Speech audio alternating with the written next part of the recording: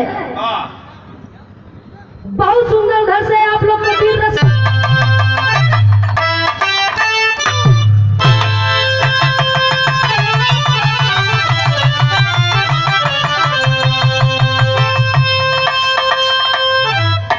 विचार तो बना रहा है कि कुछ दूसरा चीज सुनाई। कहा जाता है साथियों कि ये नौगढ़ की धरती ऐसी तैसी नहीं है, ये वनांचल की धरती ऐसी तैसी नहीं है साथियों। यदि पूर्वांचल से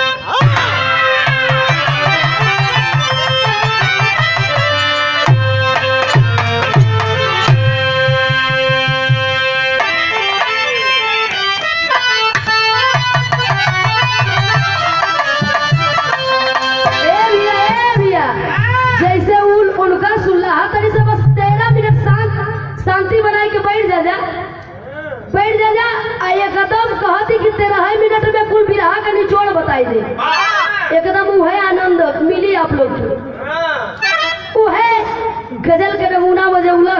खैर हम देखले तो ना रहली, लेकिन लोग बतावे कि बाहर स्वर्गीय रामदेव गुरु अपने जवानी के आलम में गीत के गावत रहलन।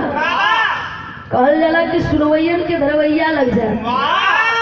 खैर हम देखले ना रहली। मैं अपने मंच के माध्यम से बताती हूँ कि ना तो मैं स्वर्गीय रामदेव गुरु बन सकती हूँ, ना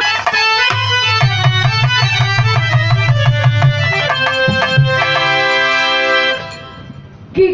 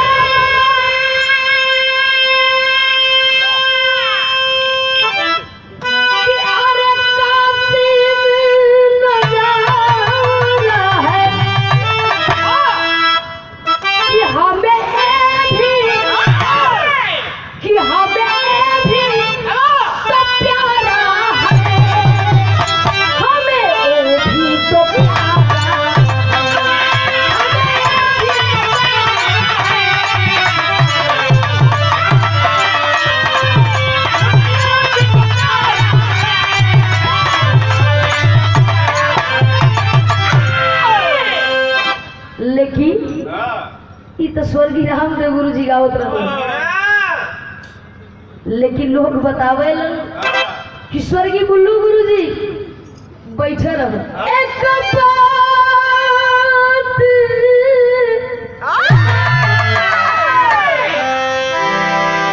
माननीय सांसद जी, आपसे मेरा निवेदन है कि आप गौर से सुनिएगा। आप भी चूंकि इसी अखाड़े में रह चुके हैं।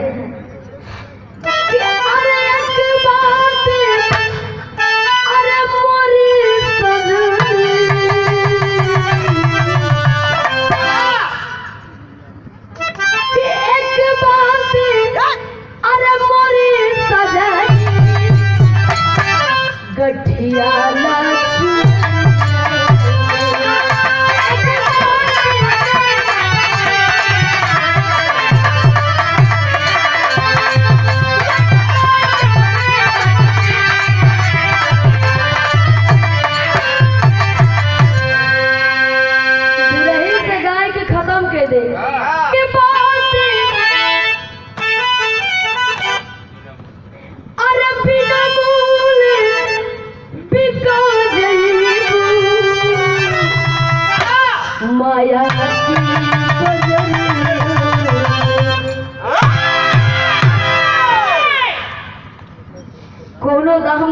लगी ना।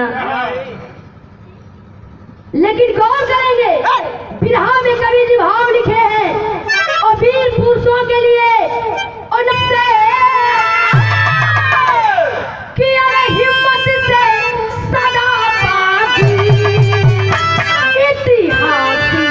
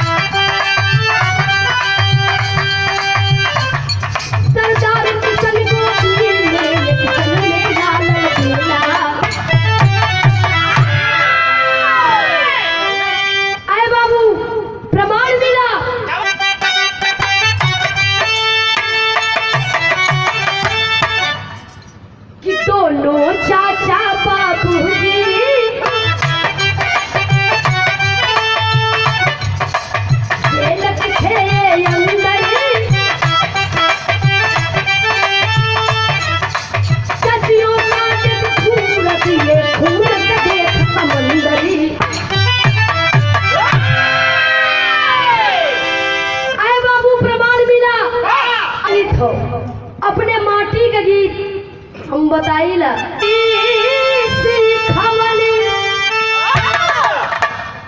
कि अरे माई सिखवली न सहुरवो जनाना।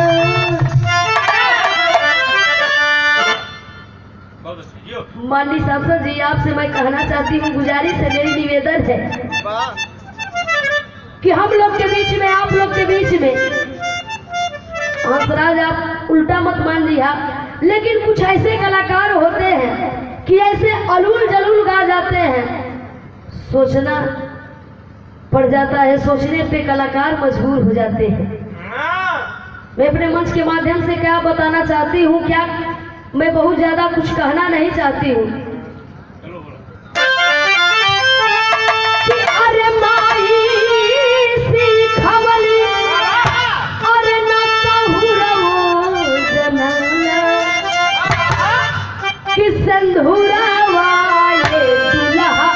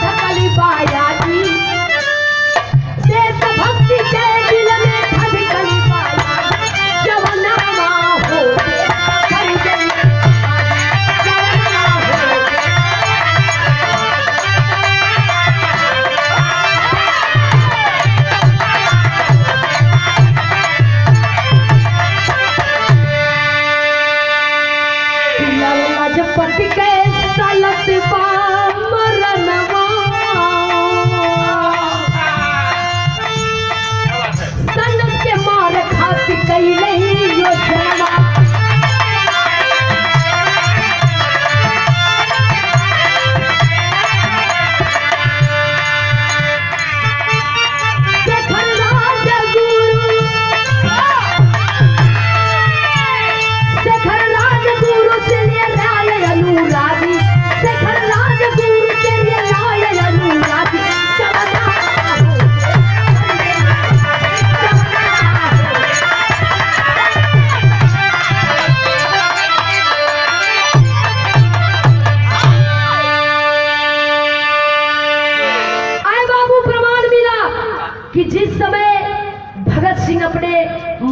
चाची के आंख में आंसू दिखलन बर्दाश्त न भई।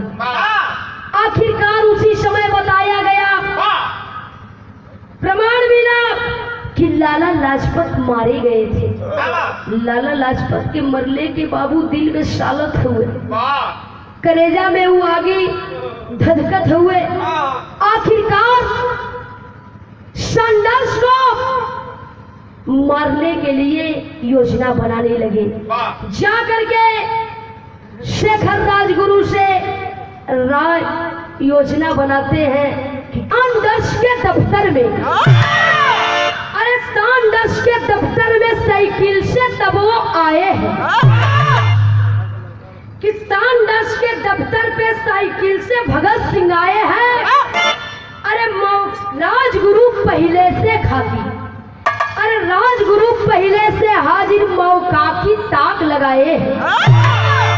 जब ही सैंडर्स बाहर निकला, अरे जब ही सैंडर्स बाहर निकला गोली से मार गिराए हैं। चकमा देकर भगे बहादुर गोरे चाल बिछाए।